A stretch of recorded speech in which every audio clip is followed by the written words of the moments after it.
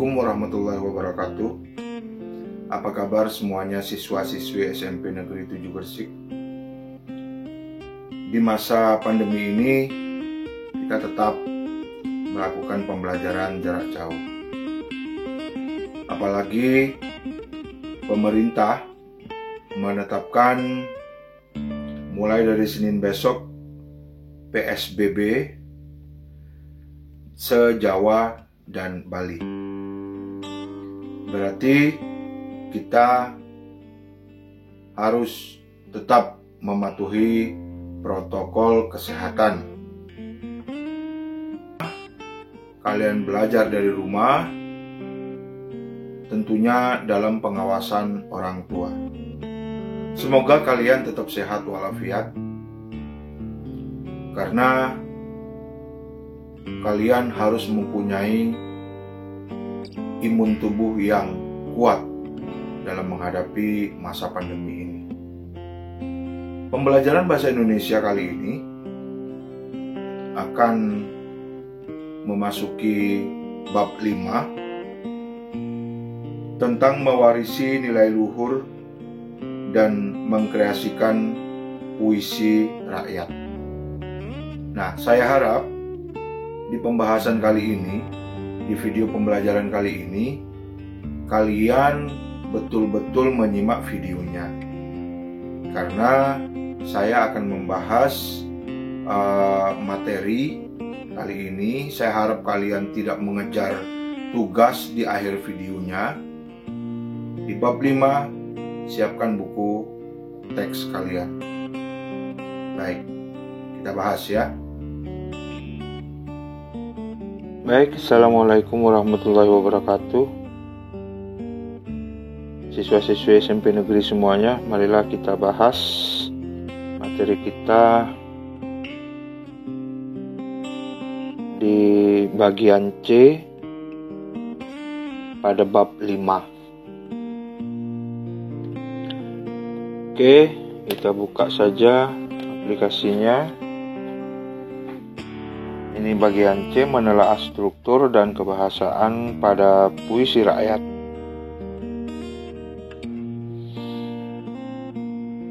Setelah membaca dan memahami pada bagian ini, kamu akan belajar menelaah puisi rakyat dari segi bentuk dan bahasa. Ya. Sebelum kita bahas terlalu dalam, saya ingin menjelaskan beberapa pengertian di sini. Yang pertama tentang menelaah. Menelaah itu apa sih? Ya. Menelaah. Menelaah berasal dari kata telaah. Telaah yang artinya mempelajari, menyelidiki, mengkaji, memeriksa, menilik, dan sebagainya ya. Itu menurut Kamus Besar Bahasa Indonesia. Jadi menelaah di sini berarti kita akan mempelajari, akan menyelidiki, akan mengkaji tentang apa? Tentang pola, tentang beragam pola pengembangan pantun. Oke ya, paham semuanya ya tentang menelaah ya. Oke. Berikutnya saya punya pengertian tentang pola. Pola itu apa? Pola adalah gambar yang dipakai untuk contoh membatik. Ini dalam fokus membatik ya. Lantas berikutnya, pola itu bentuk ya. Seperti kalau kalian pernah lihat halaman skak itu punya pola hitam putih bolong-bolong seperti itu ya. Nah, jadi pola itu adalah bentuknya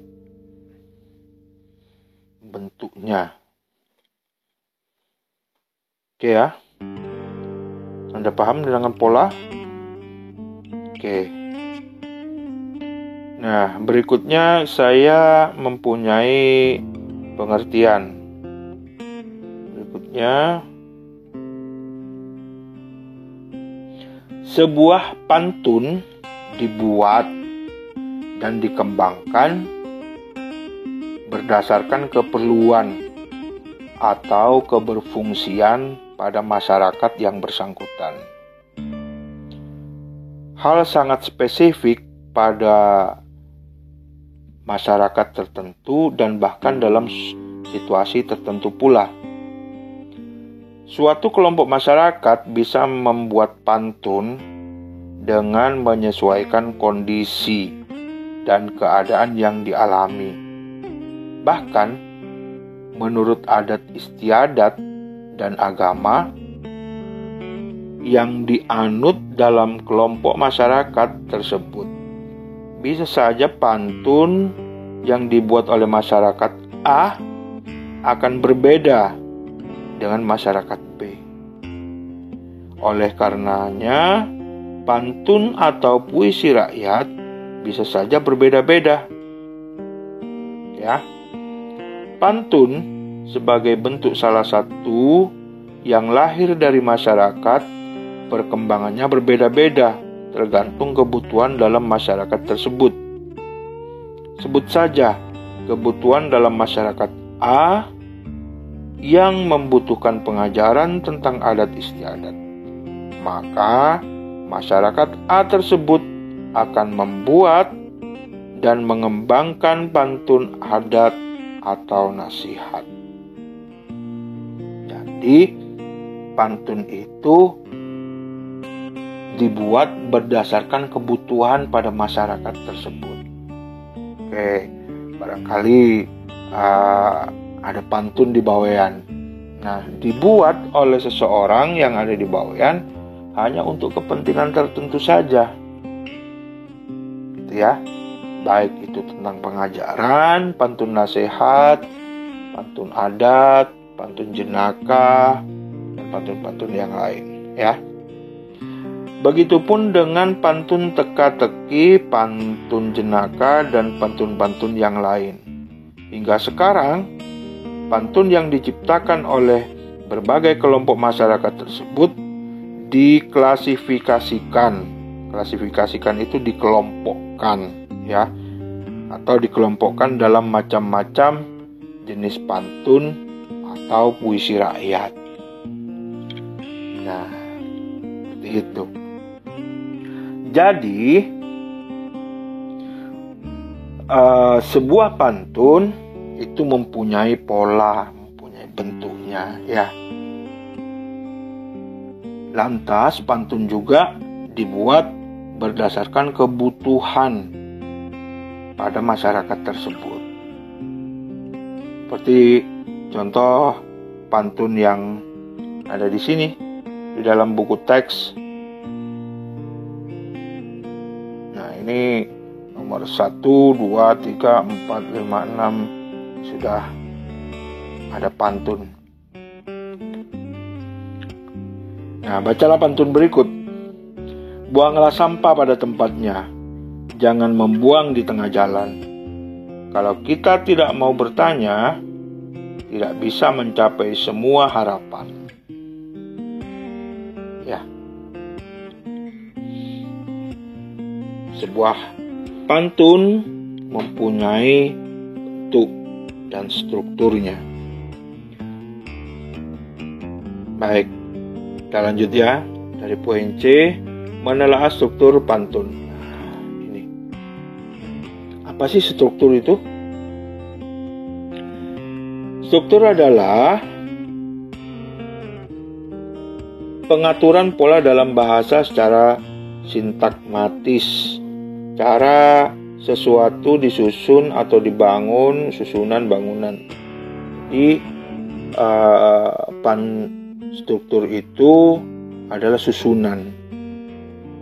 Kalau kalian biasanya ada susunan pengurus kelas, begitu ya, struktur pengurus kelas. Jadi dari ketua kelas, wakil ketua kelas, bendahara, sekretaris, dan lain sebagainya. Yaitu yang disebut dengan struktur. Ya, kalau orang ibaratnya rumah, strukturnya itu adalah pondasi, dinding, dan atap. Paham ya? Itu struktur bangunannya, bagian-bagiannya.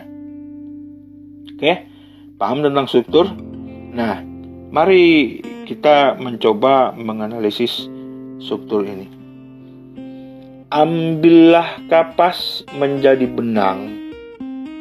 Ambillah benang menjadi kain. Kalau kamu ingin dikenang, berbuat baiklah dengan orang lain. Nah, ini sudah ada contohnya di dalam buku teks ini. Jadi, pantun ini ditelaah, dikaji, ya, menjadi ini.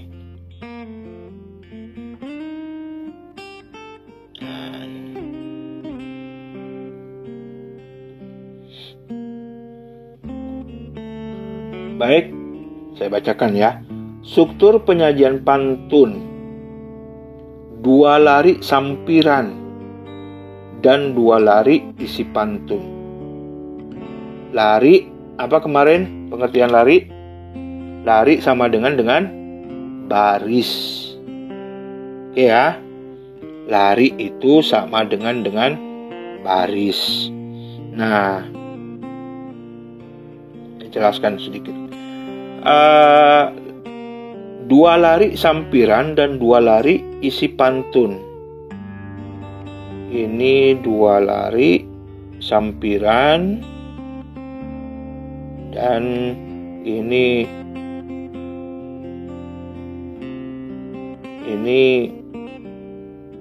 bagian isi pantun.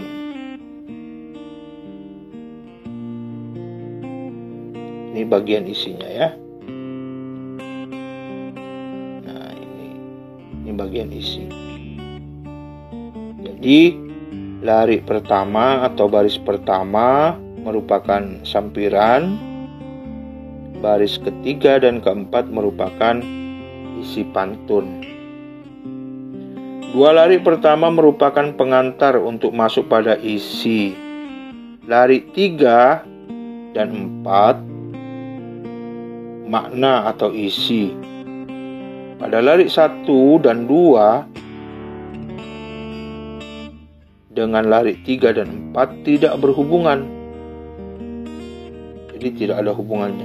Ambil kapas menjadi benang, ambil benang menjadi kain. Kalau kamu ingin dikenang, berbuat baiklah dengan orang lain. Jadi tidak ada maksud yang dibicarakan dalam lari 1 dan lari 2 tidak nyambung dengan apa yang ada di 3 dan 4. Sambungnya hanya masalah rima. Paham ya? Paham ya? Rima itu apa kemarin? Ya, pengulangan bunyi di akhir sebuah kata. Ya, saya lanjutkan. Ditinjau dari jenis kalimat yang digunakan, pantun lari 1 dan lari 2 menggunakan kalimat perintah. Ditandai dengan apa kalimat perintah? Dengan sebuah perintah. Perintahnya. Ambillah merupakan merupakan kata aktif. Ambillah kapas menjadi benang. Ya. Ini merupakan kalimat perintah. Lari 1 dan lari 2 merupakan kalimat berdiri sendiri. Jadi antara lari ke-1, baris ke-1 dan baris kedua merupakan bagian sendiri-sendiri. Tidak saling berhubungan. Lari 3 dan 4 merupakan kalimat saran dengan pula hubungan syarat. Kalau ditandai dengan kata kalau. pada lari 3 dan lari 4 merupakan hasil. Hasil apa? Hasil mengambil benang. Lari 3 dan 4 merupakan satu kalimat majemuk.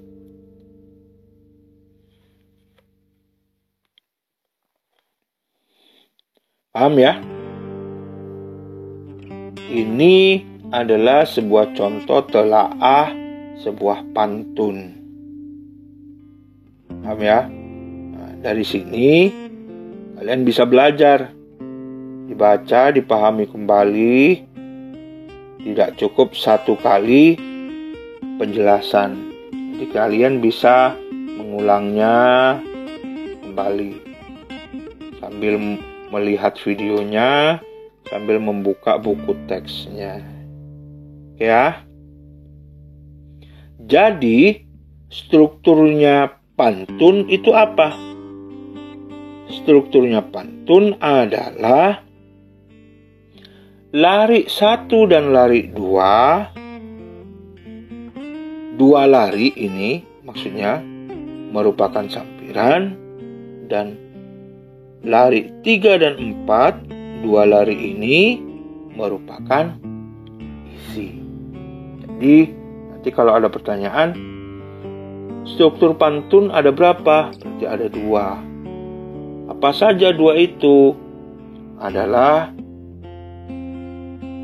sampiran dan isi pantun. Baik. Paham ya tentang struktur pantun ya? Oke, kita lanjutkan. Struktur dan bahasa gurindam. Bacalah gurindam tersebut. Oke. Kalian bisa membaca sendiri. Berikutnya sampai halaman 182.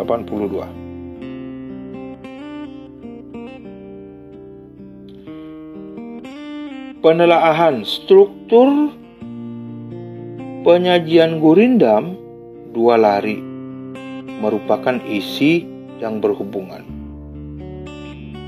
Lari 1 merupakan syarat terjadinya keadaan pada lari kedua. Ditinjau dari jenis kalimat yang digunakan, gurindam tersebut menggunakan kalimat dengan pola hubungan syarat. Ditandai dengan apa? Apabila. Sebuah kata apabila. Dan pada lari kedua, kondisi keadaan jika syarat dilakukan. Apabila kelakuan baik berbudi, hidup menjadi indah, tak akan merugi. Jadi ada sebuah keadaan yang akan diikuti oleh keadaan berikutnya pada lari kedua yang merupakan jawaban pada lari ke-1. Oke. Bingung? Tidak. Oke ya. Jadi struktur pada gurindam adalah mempunyai dua lari yang keduanya saling berhubungan. Beda dengan pantun. Tadi lari pertama dan lari kedua tidak saling berhubungan. Kalau gurindam saling berhubungan. Oke ya. Kalau pantun 4 baris, kalau gurindam bisa lebih. Tapi dia terbagi dalam 2 lari. Setiap bait terdiri dari 2 lari. Lari itu apa? Lari itu baris. Paham ya? Oke. Kita lanjut. Menelaah struktur dan aspek kebahasaan pada syair. Saya ingin baca nih. Perteguh jua alat perahumu, hasilkan bekal air dan kayu. Dayung pengayuh taruh di situ, supaya laju perahumu itu. Wahai muda, kenali dirimu, ialah perahu tamsil hidupmu. Tiadalah berapa lama hidupmu, ke akhirat jua kekal hidupmu. Oke, kita lanjut berikutnya. Apa hasil telaahan dari syair? Struktur penyajian syair pada bait terdiri atas 4 lari. Jadi satu bait terdiri dari 4 lari. Paham ya? Lari itu kan baris. 1, 2, 3, 4. Itu strukturnya. Mempunyai pola rima sama. A. Hai muda arif budiman, hasilkan kemudi dengan pedoman.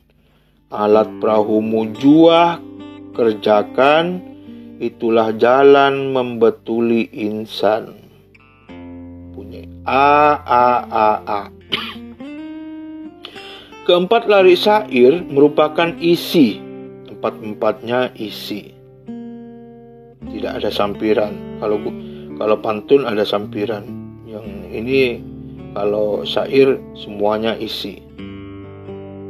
Merupakan isi dan terkait dengan bait-bait yang lain. Bait 1, bait 2, bait 3 saling berhubungan. Ada berapa bait dalam sebuah syair? Minimal bait pada sebuah syair adalah 1, ya. Tapi bisa lebih, bisa 5, bisa 6, bisa 10 dan lain sebagainya, ya. Jumlahnya tidak tentu, tapi minimal dia mempunyai 1 bait. Ditinjau dari jenis kalimat yang digunakan syair tersebut, lari 1 menggunakan kalimat untuk menyapa, menggunakan kata seru, hai. Berarti hai ini adalah kata seru, ya.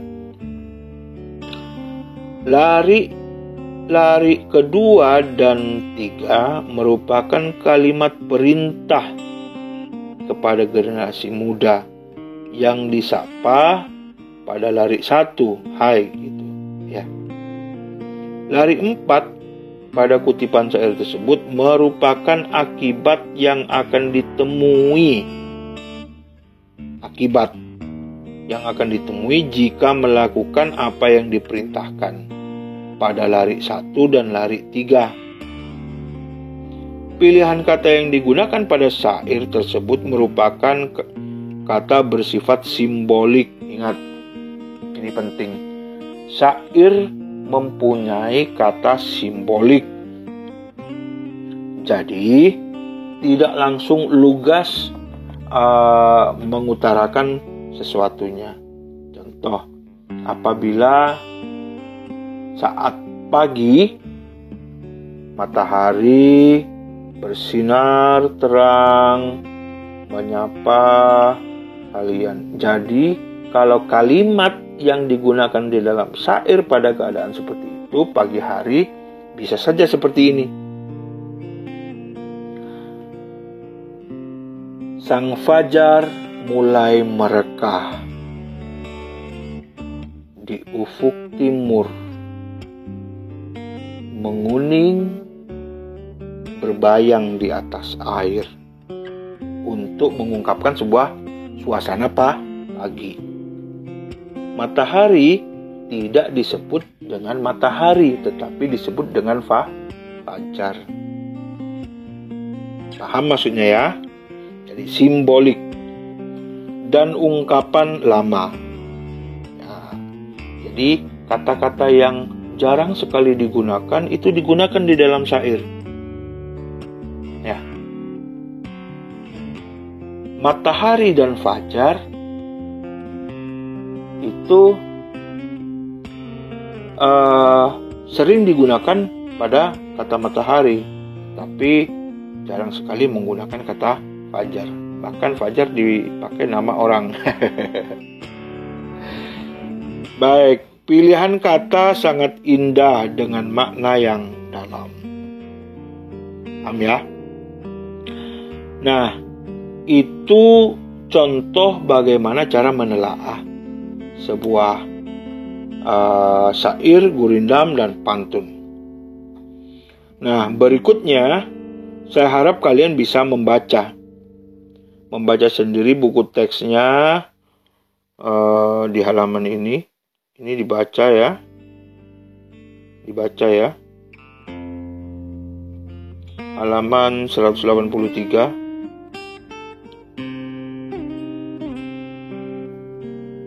Karena hanya dengan membaca kalian bisa saja mengerti ini.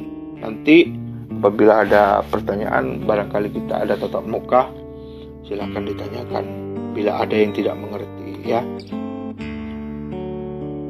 Ini juga dibaca buku teksnya.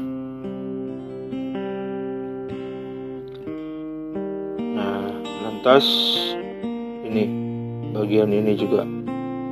Nah, dibaca juga. Oke. Kali ini saya tidak memberikan tugas, saya hanya menjelaskan tentang itu, dan kita sudah di penghujung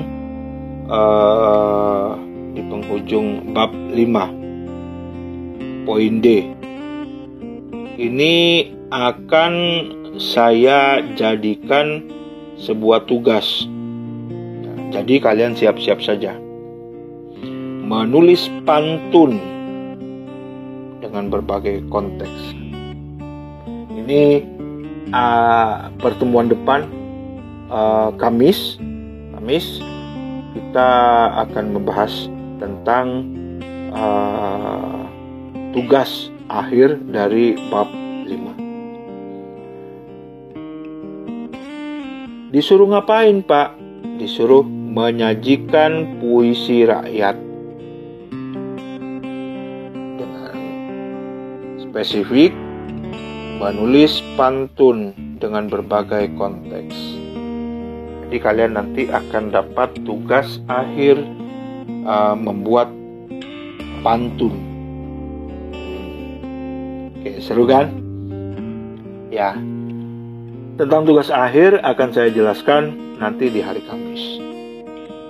Baik, siswa-siswi SMP Negeri semuanya, demikian saja penjelasan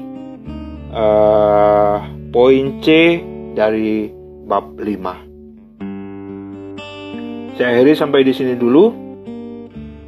Assalamualaikum warahmatullahi wabarakatuh.